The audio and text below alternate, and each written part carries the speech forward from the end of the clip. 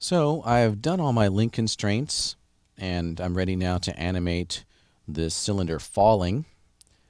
And I currently have the Add Link button still turned on, so I want to click that to turn it off. I'm not adding any more links. And I'm just going to animate this directly. If I wanted to get fancy, I could actually maybe link it to a dummy object or some invisible helper that doesn't render. But I don't need to do that actually in 3ds Max, because the designers have already thought of this for me. And in fact, this constraint is actually blending with the standard transforms through something called a list controller.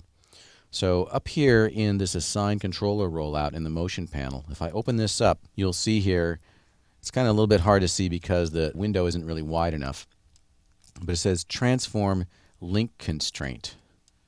And then below that it says link parameters. And if I open that up, you'll see that it's still got the position, rotation, and scale transform channels available. So it's actually automatically sort of layering the constraint with standard animation transforms. So that's pretty cool. So in other programs, it doesn't work that way. When you constrain something, it's sort of locked to that object, and you can't really animate the constrained object. But in Max, you can. So what I want to do here is I want to set a position key right at this point in time when it's about to make the drop. Well, actually, I want to animate position and rotation. So I'll go into my set key filters down here, open that up, and I want to activate position and rotation because I'm going to make it fall and also tumble and maybe roll away or something like that. Okay, so I'm set key filters, position and rotation are active. And I'll enable the set key mode and just click the big set keys skeleton key button. And now I've got an actual keyframe there for position and rotation. And it's not going to take very long for it to fall. Only a few frames, really. So I'll go forward, let's say 1, 2, 3, 4, 5, 6 frames, maybe. And let's go out to an ortho view so we can see where the floor is. So I'll hit Alt-W. Go into my side view. And move this down. And click Set Key. And let's rewind and play this back. I've got a camera view here, so let's see what it looks like in that camera view. So far, so good. Cool, so it's falling. And you'll notice that since it's now constrained to the floor, or to the room, that the motion of the robot arm does not affect the cylinder any longer. Excellent. So I can mix this up a little bit, make it a little bit more interesting. Maybe I'll grab the rotate tool and make it spin around and click set key again. And just scrub through there. Maybe I'll make this bigger, Alt-W. See what I've done. Cool. And then just a couple frames later, I'll just animate this tumbling and falling, maybe going up and down, and hitting set key. And just creating a couple more keyframes so that it's a little bit more believable.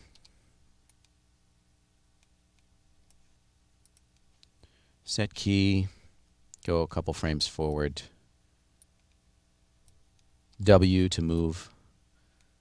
And again, I might want to hit Alt-W and go into side view so I can tell if it's going through the floor or not.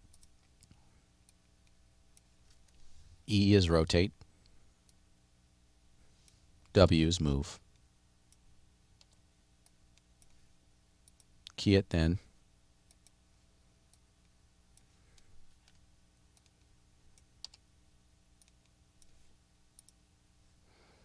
Cool, so let's see what we've got. So I'm done setting keys. I'm going to rewind and see what I've got.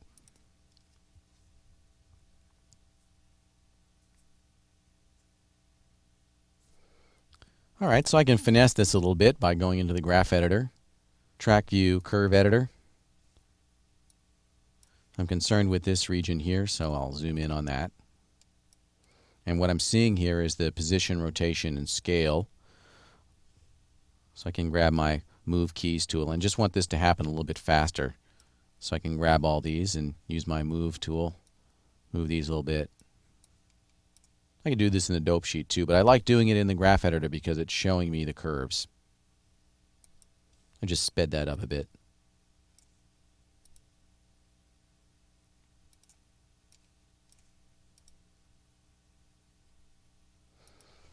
Maybe I want it to bounce up a little bit higher when it hits the ground. So scrubbing through here, that's when it's hitting the floor. So maybe when it bounces up, I want it to go up a little bit higher than that.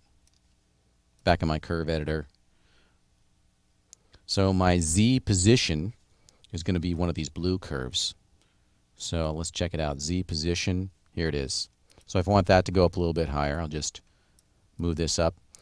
And when I release the mouse, it'll actually change.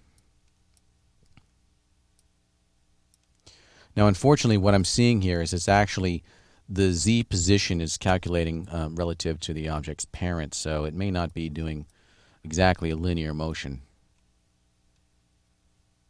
So unfortunately, I'm going to have to undo that, Control Z, and it looks like I'll have better luck if I do it from the viewport directly. So if I want to update this, actually I'll just go into auto key mode and pull this up a little bit, and that's going to automatically update it.